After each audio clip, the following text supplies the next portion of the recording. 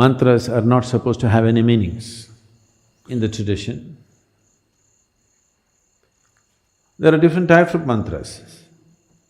Unfortunately, the mantras which are normally known, they have given them meanings so that people can involve.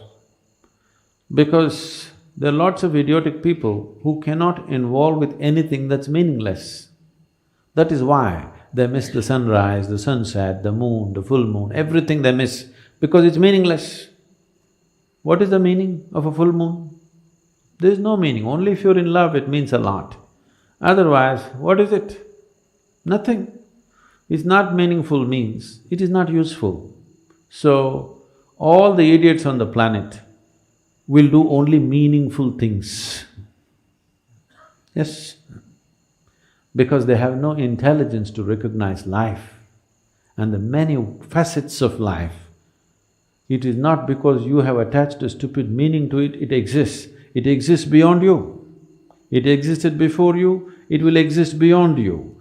It is not because you give it a meaning, it's become useful or not useful. So the stupid in the world will do meaningful things. They may be intellectual, but life stupid, they have no life sense. If you have life sense, you will see it is the most meaningless things which really set you on fire, isn't it so? No? So they created two kinds of mantras. One larger set of mantras which have no meaning, just pure sound. You will see this in our music also. The Yaksha program happened just now and many of our people who were looking for meanings were thoroughly bored because they're doing alap for 40 minutes, Say something, say at least Shiva, Shambho, something. No,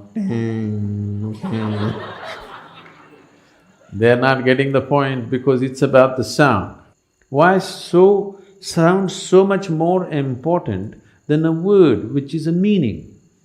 Meanings are made up in human minds. Sound is the essence of creation. If you touch the sound, you're touching creation. If you touch a word, you're just going into the psychological structure of human beings. Psychological structure of human beings is essentially a certain kind of madness. We can enjoy it, we can use it, but essentially it's a certain kind of illusory setup. Sound is a fundamental aspect of creation.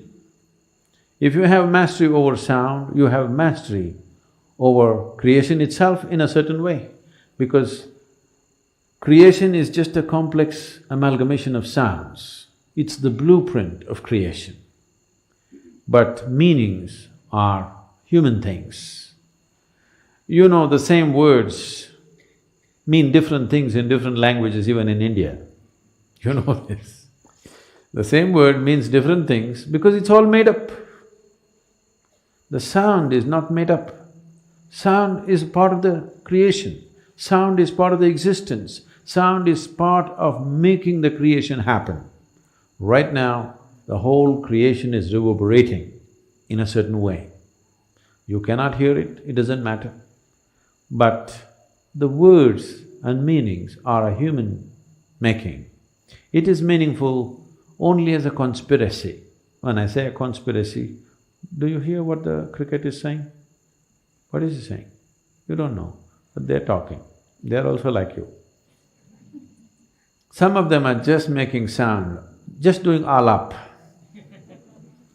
Just sound, simply enjoying the sound. Enjoying the creation in one sense means enjoying the sound of it.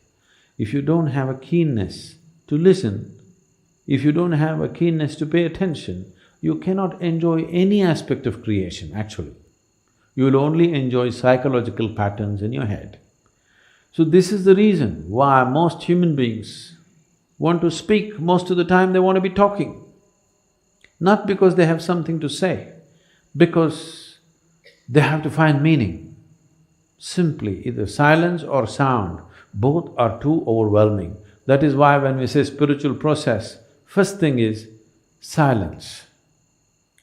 If you are psychologically very stable, you may say, okay, 30 days silence, 60 days silence. If you're psychologically fragile, we'll say, okay, 3 days. 3 days also people go crazy, we'll say, okay, half a day silence, up to noon silence, after that you blabber. They usually make it up afternoon. Those of you who talk a lot, you know, meaning is meaningless. You can simply talk. A whole lot of people are experts, they can simply speak without any meaning. They have understood the importance of sound. They can go on talking without making any meaning. Now, if you were a bird, we would pardon you.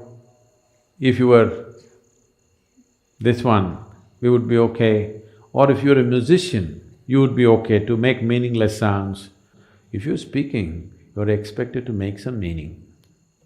So mantra is not to be spoken, it is to be chanted. Chanting means chant is of the sound, not of the meaning. Meaning is of speech, meaning is of the word, written word and spoken word. Meaning does not belong to a chant. A chant is simply a sound, a reverberation. So if you do not know the meaning, it's the best way to chant, if you ask me.